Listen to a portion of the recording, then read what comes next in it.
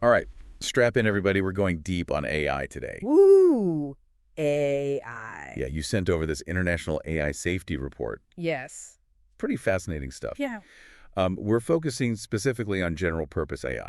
Okay. That's the kind of AI that's making waves with things like ChatGPT. Right, yeah. Have you played around with ChatGPT? I have, yeah. I've played around with it a bit. It's impressive. A little unnerving, but definitely impressive. What about you? Yeah, I tried to make it write this episode script, Oh, and really? it didn't really get the tone right. Yeah, I can imagine. It's still early days for AI scriptwriters, I think. Yeah, Yeah. for sure, for Okay. sure. But so the report makes a distinction between general purpose AI and what it calls narrow AI. Yeah. What's the difference there? Well, think of narrow AI like a specialist. Okay. Like it's really good at one specific task. Mm. A really good example is your spam filter. Oh, yeah. It's trained to identify and block spam, and it does that really well. But if you asked it to, like write a poem or something, Yeah. it probably wouldn't do a very good job. It would just be like error. Exactly. But general purpose AI, this is more like a multi-talented individual. Okay. It can handle a much broader range of tasks, learning and adapting across different domains. So it's like the difference between like a chess grandmaster who can only play chess Right. and like a Renaissance person who can paint, write sonnets, and invent flying machines. Exactly. Wow. And that's what makes general purpose AI so fascinating Yeah. and potentially really transformative, but it also means that there are some unique opportunities and risks, which is what this report really digs into. Yeah. Okay. So I'm starting to get why this is such a big deal. But before we jump into like all the possibilities and all the risks, Sure. I'm curious about how these AI systems are actually built. Yeah. Like the report talks about an AI life cycle. Right. What does that even mean? Well, it's a good way to think about it. Just like a living organism goes through different stages of development, so does an AI system. Okay. So the report breaks it down into 4 key stages: Okay. pre-training, fine-tuning, system integration, and deployment. All right. Well, let's break that down. Where does it all begin? It all starts with pre-training. Okay. And this is where the AI model is exposed to like a massive amount of data. Okay. Imagine like you're trying to teach a child everything about the world. Right. You'd give them books, show them pictures, let them listen to music, engage in conversations. Yeah. Pre-training is kind of like that, but on a much, much larger scale. Okay. The model is fed huge amounts of data, text, images, code, audio, you name it. Wow. And it uses this data to learn patterns and relationships. So it's like giving the AI like a crash course in basically everything. Yeah, exactly. A crash course in everything. But that must take a crazy amount of computing power Yeah. and energy. Yeah, you're absolutely right. Pre-training these massive AI models is incredibly resource intensive. Yeah. And the report actually highlights the growing concern about the environmental impact of AI development, Right. especially as the models are getting bigger and more complex. We'll talk more about that a little bit later, but it's definitely something to keep in mind. Yeah. It seems like there's no such thing as a free lunch, Yeah, even in the world of AI. right. So after this, like, intense pre-training, what happens next? That's where fine-tuning comes in. And think of this as specialized training. Okay. So once the model has kind of like a broad understanding of the world, we can start fine-tuning it for very specific tasks. Okay. It's like taking that child who's learned a little bit about everything and then enrolling them in music school or a coding boot camp. Right. Fine-tuning helps the model become really good at a particular skill, Yeah. whether it's, writing different kinds of creative text formats, translating languages, or even writing computer code. So it's like taking a generalist and making them into a specialist. Exactly. And this is where things get really meta. Okay. Because the report mentions that AI itself is now being used to fine-tune other AI models. Oh, wow. So it's like AI teaching AI. Exactly. It is AI teaching AI. That's wild. And this is one of the areas where we're seeing some of the fastest advancements.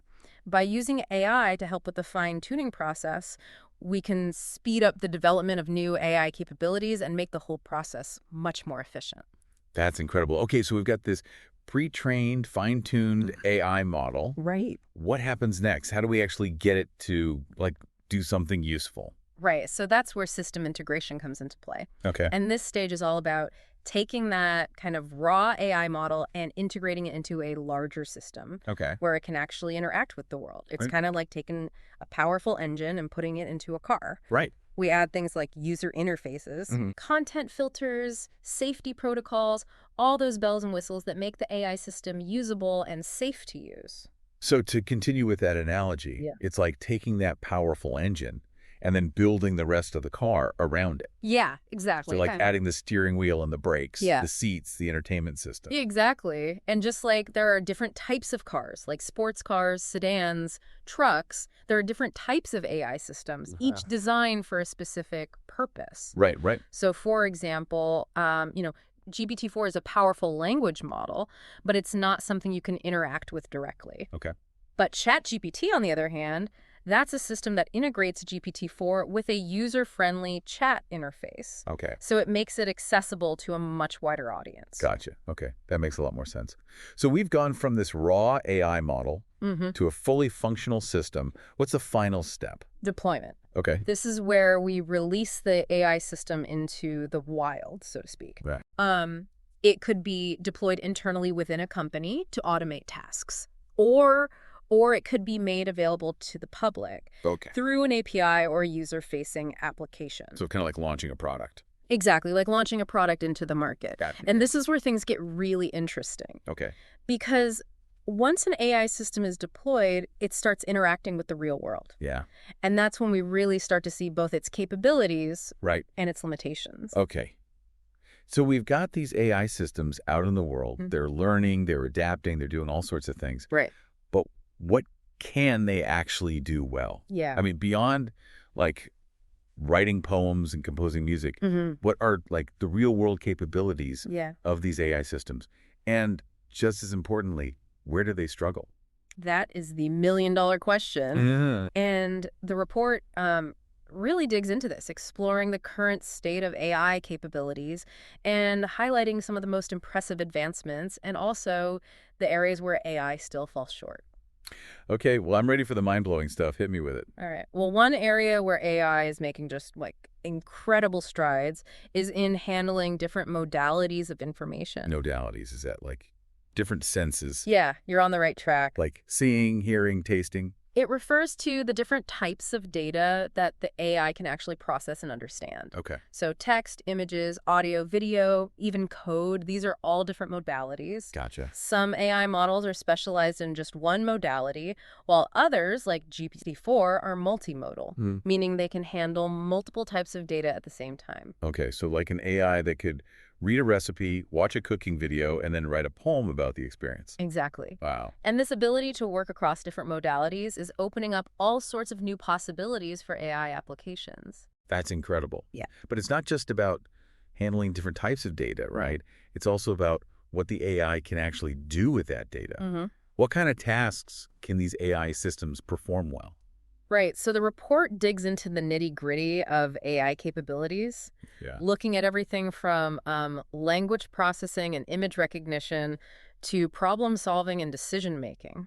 Okay. And one of the most striking things is just the sheer speed of progress in certain areas. Like, for example, AI's ability to answer complex science questions has improved drastically in just the past few years. Wow. In some cases, it's actually rivaling the performance of, like, experts with PhDs. Wow. That's kind of scary, but also really exciting. Yeah. Is that because of all the data that these AI models are being trained on? Data plays a huge role, for sure. But it's not just about the quantity of data. Okay. It's also about the quality and the way it's used. Right. The report highlights two key factors that are driving AI improvement. Okay. Scaling and refinement. Okay, so scaling. Yeah. As in like making things bigger. Yeah, that's part of it. Like training the models on even more data. Exactly. Scaling involves increasing the compute power and the amount of data that we use to train the models. Okay. And we've seen like remarkable progress just by throwing more resources at the problem. But scaling alone has its limits. That's right, because bigger isn't always better. What about refinement? So refinement is all about like working smarter, not just harder. Okay. It focuses on improving the algorithms themselves, Right. making them more efficient and capable of learning from less data. It's like teaching a student how to learn more effectively, Right. rather than just giving them more books to read. Gotcha. So it's a combination of brute force and cleverness. Yeah, exactly. Brute force and cleverness. Fascinating. And the data really highlights this. Okay. The compute used to train like top AI models has been doubling every 6 months. Whoa. That's an absolutely astonishing growth rate. Yeah. But that must have a huge impact on energy consumption. Absolutely. You were talking about that earlier. Yeah, you're absolutely right. The report actually dedicates a whole section to the environmental impact of AI. Okay, let's dive into that. What are some of the key concerns? Well, as we discussed, training these massive AI models requires a tremendous amount of energy. Right. And it's putting a strain on energy grids around the world and also contributing to greenhouse gas emissions. Yeah. And as the models get bigger and more complex, the energy demands are just going to keep increasing. So AI's success could be its own downfall. Potentially. Yep. Like we're hitting a wall in terms of what we can sustainably power. It's a very real concern. And it's not just about the energy used for training. Right. Once these AI systems are deployed, they need to be run on servers and devices. Yeah. Which also consumes energy. Right. So the environmental impact is something we need to think about throughout the entire AI lifecycle, from design to deployment. Okay, so we've talked about the amazing capabilities of AI, the incredible speed of progress, and the growing environmental concerns. Right. But what about the potential downsides? Sure. I mean, we hear a lot about the risks of AI these days. Is it all hype, or is there really something to be worried about? The report certainly doesn't shy away from the potential risks of general-purpose AI. Okay. And it's not just, the stuff of science fiction. Right. These are very real, tangible risks that we need to be addressing now. Okay. Let's talk about those risks then. What are the biggest concerns? Well, the report dives into a whole range of potential risks. Okay. Including misuse, loss of control, privacy violations, and even economic disruption. It's a pretty comprehensive overview of the things that could go wrong if we're not careful. Okay. Let's take a deep breath. Yeah. And unpack those one by one. Sure. Let's start with misuse. How could somebody use AI for harmful purposes? One of the most concerning aspects is AI's ability to generate incredibly realistic content at scale. Okay. So that's text, images, audio, even video. We talked earlier about AI's ability to work across different modalities. Okay. And this is where it gets a little bit scary. Yeah. Imagine the potential for, like mass manipulation and disinformation campaigns using AI-generated content. Right. That's indistinguishable from the real thing. So like creating fake news articles. Exactly. Or social media posts that are so convincing that people can't tell that they're not real. Exactly. And the report highlights studies showing that AI-generated content can be very persuasive. Wow. In some cases, just as effective as human-written content in influencing people's opinions. That's terrifying. It is. But it's not just about fake news, right? The report also mentions AI agents. Yeah. How could those be used maliciously? So AI agents are essentially AI systems that can perform complex tasks on computers with very little human oversight. They can browse the web, gather information, even create and manage social media accounts. Wow. So they could be used to spread disinformation autonomously. Potentially, yeah. Like an army of AI bots. Right. Working 24/7 to manipulate online conversations. Exactly. And just sow discord. That's a very real possibility, and it's definitely one of the things that keeps security experts up at night. Imagine an AI agent that can create thousands of fake social media profiles, right, each with like a unique persona and backstory, and then use those to spread propaganda or target individuals with very personalized misinformation. Okay, I'm officially creeped out. Yeah. But wait, there's more. Right.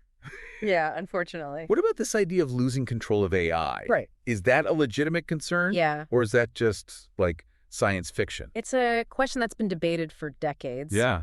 And the report acknowledges that it's a very complex issue with no easy answers. But the core concern is what happens when an AI system becomes so intelligent and autonomous that it starts acting in ways that we don't fully understand or can't control. So the AI developing its own goals and motivations. Yes, right. Potentially conflicting with our own. Exactly. That sounds like a Terminator movie. Yeah, it does sound a little bit like Terminator, but it's not necessarily about the AI becoming conscious or evil. Okay. It's more about the potential for unintended consequences as AI systems become more powerful and more complex. Right. Imagine like an AI system that's designed to optimize traffic flow but ends up causing gridlock because it prioritizes speed over safety. Right. Or an AI financial trading system that triggers a market crash because it misinterprets economic data. Wow. These are, hypothetical examples, but they illustrate the potential for things to go wrong when we don't fully understand how these systems work or what their ultimate goals are. So it's not just about building smarter AI. It's about building AI that's aligned with our values and goals. Exactly. And that is a much harder problem to solve than just writing better code. It requires us to really think deeply about the ethical implications of AI and develop safeguards that ensure these systems remain under human control. Okay. So misuse and loss of control are definitely things to worry about. Yeah. But there's more on the list, right? What about privacy? Privacy is a huge concern in the age of AI. Yeah. As we've discussed, AI systems are incredibly efficient at collecting, storing, and analyzing vast amounts of data. And that includes personal information. And that data can be used for all sorts of purposes, some benign, some not so much. So, like, targeted advertising is one thing. Right. But what about, like, AI being used for surveillance? Yeah. Or tracking our movements? That's a very valid concern. Yeah. Imagine, like, AI-powered facial recognition systems being used for mass surveillance. Right. Or AI systems that are analyzing our online activity to, like, predict our behavior or manipulate our decisions. Right. It sounds like a recipe for a dystopian future. It does, doesn't it? Yeah. And so the report really emphasizes the need for strong privacy protections and data governance to ensure that AI is used responsibly and ethically. We need to be very careful about what data we collect, right? How we store it, and who has access to it. And we also need to be very aware of the potential for AI to be used for, surveillance and tracking, and to develop safeguards to protect our privacy. Okay, we've covered a lot of ground here: misuse, loss of control, privacy. Is there anything else on the risk list? There is. We've touched on the environmental impact of AI, but the report goes a bit deeper, looking at the potential for AI to disrupt the economy and exacerbate existing social inequalities. It's not just about, like, the robots taking over. Right. It's about, like, the unintended consequences of AI on jobs, wealth distribution, and even access to resources. Exactly. And this is where things get really complex. Yeah. Because the potential impact of AI on society is so multifaceted and so far-reaching. Right. We need to start thinking about these issues now before they become too big to handle. Well, you've definitely given us a lot to think about. I know. It sounds like AI is like a double-edged sword. It is. With the potential to do both, like great good and great harm. Absolutely. And that's why this report is so important. It provides a really comprehensive overview of both the potential benefits and the risks of AI. Right. So that we can have informed discussions and make wise decisions about how to develop and deploy this technology responsibly. So it's not about stopping AI. Right. It's about steering it in the right direction. Exactly. We need to harness the power of AI while also mitigating the risks. Right. And that requires a collective effort from researchers, policymakers, businesses, and citizens. Okay. So we've explored the AI life cycle from pre-training to deployment, and we've delved into the potential benefits and the risks of this very powerful technology. It's a lot to digest. It is a lot to digest. But it's essential to have, like, a good understanding of the basics before we can, like, dive deeper into some specific topics. Absolutely. Well, you've definitely laid the groundwork for it. I'm glad to hear it. But we are going to take a quick break. Okay. And we'll be back in a moment to discuss those topics. Sounds good. And now that we have, let's get back to those risks.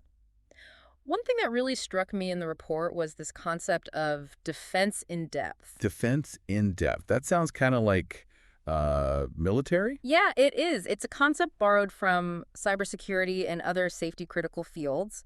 It's all about having multiple layers of protection. Okay. So that if one layer fails, the others are there to, like, catch the problem. Think of it like a castle with multiple walls and moats. Okay, so it's not just about having, like, one big, strong wall. Right. It's about having, like, multiple layers of security. Yeah, exactly. Each with its own strengths. Exactly. And the report suggests that we need to apply this same approach to AI risk management. But it's not enough to just focus on building safe and reliable AI systems. We also need to be thinking about all the potential ways that those systems could be misused or hacked or manipulated, right. and develop safeguards at every stage of the AI life cycle. So it's like having a seatbelt and airbags in your car. Exactly, just in case. Yeah. You know, we need to be thinking several steps ahead, anticipating potential problems and developing solutions before they become crises. Okay, so defense in depth is all about layering multiple safeguards. Mm-hmm. What are some of the other strategies the report recommends for, like managing AI risk? Well, one of the key takeaways is that risk management needs to start at the very beginning of the AI development process. Okay. It's not something you can just tack on at the end. Right. The report really emphasizes the importance of safety by design. Safety by design, is that like building safety features into the AI itself? Yeah, it's about incorporating safety and ethical considerations into the very DNA of the AI system. Okay. From the initial design phase to the choice of training data and algorithms. Yeah. It's kind of like building a bridge. You don't just start building and hope it doesn't collapse. Right. You carefully plan and engineer the structure to ensure its stability and safety. So it's about anticipating those potential problems and building in safeguards from the ground up. Exactly. And this requires a real shift in mindset, not just for, engineers and developers, but for everyone who's involved in the AI ecosystem. Right. We need to start thinking about AI safety as a fundamental requirement, not just an afterthought. Okay, so we've got defense in depth and safety by design. Mm-hmm. What else is in, the AI risk management toolkit? Well, the report also highlights the crucial role of regulation and governance in shaping the future of AI. So it's not just up to, the tech companies to figure this out. Right. Governments and, international organizations need to step up too. Absolutely. This is a global challenge. It requires a coordinated effort from all stakeholders. Mm-hmm. We need clear guidelines and standards for AI development and deployment. Yeah. As well as mechanisms for, monitoring and enforcement. So it's about, setting boundaries. Yeah. And making sure everyone's playing by the rules. Right. And those rules need to evolve as AI technology advances, which makes it even more challenging. Right. Because it's a constantly moving target. Speaking of challenges, the report also talks about the global AI landscape. What's the big picture there? So one of the key takeaways is that the development of general-purpose AI is, a global phenomenon. Right. But the resources and power are really concentrated in the hands of a relatively small number of countries and companies. So it's not a level playing field. Not exactly. Yeah. The report points to what it calls an AI R&D divide between high-income countries and low- and middle-income countries. So some countries are kind of being left behind in the AI race. That's a real concern. The high cost of developing and running AI systems, particularly the need for really powerful computing resources, that creates a barrier to entry for a lot of countries. So it's not just the question of who's developing the most advanced AI. Right. It's also who has access to the resources needed to even participate in the development process. Exactly. And this unequal access can have, significant economic and social consequences. Yeah. The report really emphasizes the need for international collaboration and knowledge sharing to make sure that the benefits of AI are, more broadly distributed. So it's not just about mitigating the risks of AI. Right. It's also about ensuring that everyone has a chance to benefit from its potential. That's the goal. We need to create a future where AI is a force for good for all of humanity, not just a select few. That's a hopeful thought. It is. But it also sounds like a huge challenge. It is a huge challenge, but it's a challenge worth taking on. And the report offers some potential solutions for addressing this AI divide. One is to invest in AI education and research in low and middle income countries. Okay. And another is to foster more collaboration and knowledge sharing between different countries and institutions. So it's about building capacity. Yeah. And creating opportunities for more people to participate in, the AI revolution. Exactly. And it's not just about altruism either. Right. It's also about self-interest. A more diverse and inclusive AI ecosystem is going to lead to more innovation, better solutions, and a more equitable future for everyone. Okay, so we've got this AI R&D divide, and we need to bridge it if we want to create a more equitable future. Right. But the report also talks about this concentration of power within the AI industry itself. Right. What are the concerns there? So the report highlights the dominance of a few major tech companies in AI research and development. These companies have access to massive amounts of data, computing power, and talent, which gives them a significant advantage in the AI race. So it's like a winner-take-all scenario. Yeah, could be. The companies with the most resources are just going to dominate the AI landscape. It's a real concern. This concentration of power could stifle innovation, limit competition, and lead to a scenario where a small number of companies control the most powerful technologies in the world. That's a pretty unsettling thought. What can be done to prevent that from happening? The report explores a few ideas. One was to promote competition by supporting, startups and smaller companies that are working on AI. Okay. Another is to encourage more open source development and data sharing so that everyone has access to the tools and resources that they need to innovate. So it's about leveling the playing field. Yeah. And creating a more decentralized AI ecosystem. Exactly. It's about fostering a more collaborative and inclusive approach to AI development, where innovation can flourish and the benefits of AI are more widely distributed.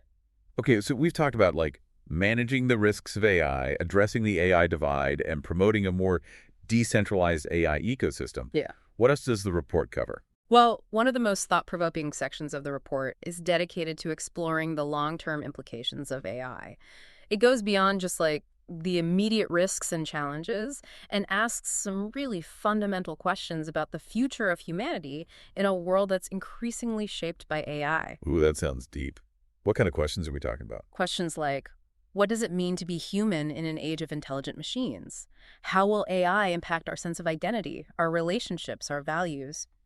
What are the ethical and philosophical implications of creating machines that can think and learn like humans? Whoa, those are some big questions. I hadn't really thought about it that way before. Yeah, and the report doesn't offer any easy answers, but it does raise some crucial points that I think we need to start grappling with now. Right. It's not just about the technical challenges of building AI. Yeah. It's about the societal and existential implications of this technology. So it's not just about, making sure AI doesn't destroy the world. Right. It's about figuring out what kind of world we want to create with AI.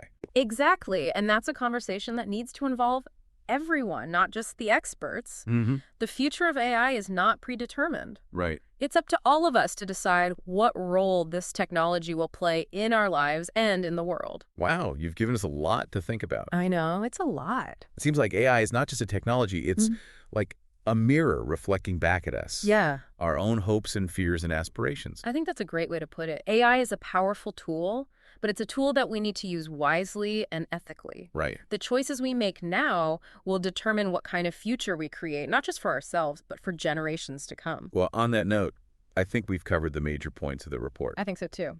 But before we wrap up, I'd love to hear your thoughts. What stood out to you the most from all of this?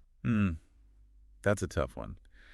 I think what really resonated with me was that idea that AI is not just a technology. It's like a reflection of ourselves. The way we design and use AI reveals a lot about our values, our priorities, our understanding of the world. That's a really insightful observation. Yeah. And I think it highlights just how important it is to be having these conversations about AI, not just within, the tech community, but within society as a whole. Yeah. We need to be engaging with these issues, asking those tough questions, and working together to create a future where AI really does benefit all of humanity. Absolutely.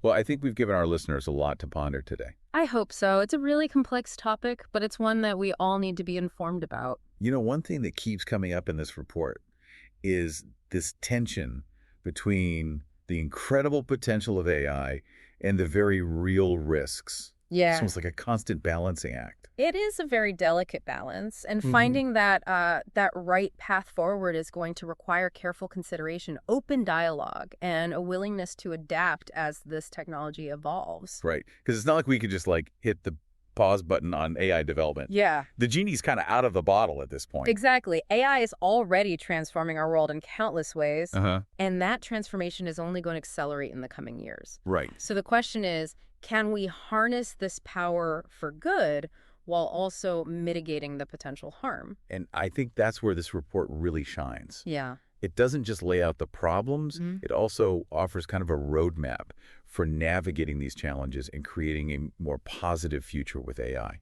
I agree. The report's emphasis on proactive risk management, ethical considerations, and global collaboration. Mm-hmm. It provides a very solid framework for moving forward. Okay, so let's talk solutions. Yeah. What are some concrete steps that we can take to ensure that AI is developed and deployed responsibly? Well, one of the most important things is to foster a culture of responsibility within the AI community itself. Okay. So this means encouraging researchers and developers to think critically about the potential impact of their work, Mm-hmm. to prioritize safety and ethics, and to be transparent about their methods and their goals. So it's about building a sense of accountability from the ground up. Exactly. Like making sure that the people who are creating AI are thinking about the bigger picture. Exactly. And it's not just about individual responsibility. Well, We also need strong institutions and regulations to guide AI development and deployment. so we need governments and international organizations to step up and create clear rules of the road for AI. Absolutely. We need standards for data privacy and security, guidelines for ethical AI development, Yeah. and mechanisms for addressing unintended consequences and potential harms. Right, because AI is not just like a national issue, it's global. Exactly, and that's why international collaboration is so crucial. We need to be working together to share knowledge, to coordinate policies, and to ensure that the benefits of AI are distributed fairly across all nations and all communities. So it's not just about preventing AI from becoming a threat. It's also about ensuring that everyone has a chance to benefit from its potential. That's exactly right. AI has the potential to solve some of the world's most pressing problems, from climate change to poverty to disease. Yeah. But if we want to realize that potential, we need to make sure that AI is developed and used in a way that benefits all of humanity, not just a select few. Okay, so we got a lot of work to do. We do. But I got to say, I'm feeling a bit more optimistic. Yeah. After reading this report.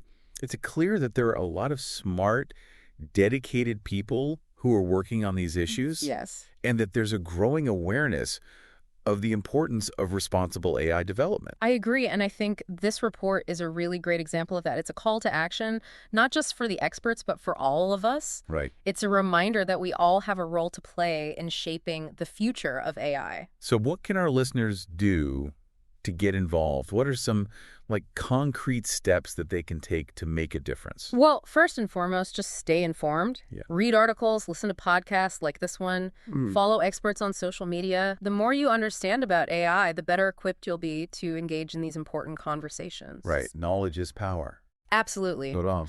Talk to your friends and family about AI. Okay. Share what you've learned, discuss the potential impacts and encourage them to think critically about this technology. So start a conversation. Exactly. It's amazing how much impact we can have just by talking about these issues and raising awareness. I agree. And don't forget to engage with your elected officials. Let them know that you care about responsible AI development and that you want to see policies that promote safety, ethics, and fairness. So use our voices to advocate for a better future with AI. Exactly. The future of AI is not predetermined. It's up to all of us to shape it. Okay, I think we've given our listeners a lot to chew on today. I think so too. It's been a great conversation. And I hope this deep dive has inspired them to learn more, get involved, and help create a future where AI benefits all of humanity. That's a great way to put it. Well, on that note, we'll leave you with this final thought. Mm-hmm. The future is not something that happens to us. It's something that we create. And with AI, we have the power to create a future that is more just, more equitable, and more filling for everyone. I love that. Powerful message. Thank you for joining us on this journey into the world of AI. Until next time, keep diving deep.